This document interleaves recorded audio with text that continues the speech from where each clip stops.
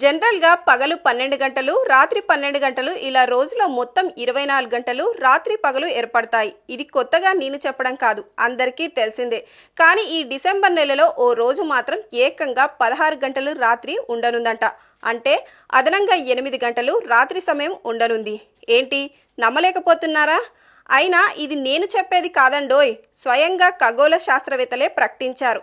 ఈ నెల 21న దాదాపు 16 గంటల పాటు రాత్రి సమయం, మిగిలిన 8 గంటల పాటు పగలు ఉండనుందని శాస్త్రవేత్తలు తెలిపారు.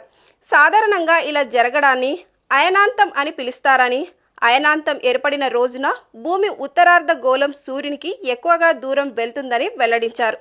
ఆ సమయంలో చంద్రకాంతి భూమిపై చాలా సమయం ఉంటుంది. ఇది శీతాకాలంలో ఏర్పడుతున్నందున దీనిని శీతాకాలపు అయనాంతం అని అంటారని ఖగోళ శాస్త్రవేత్తలు చెబుతున్నారు.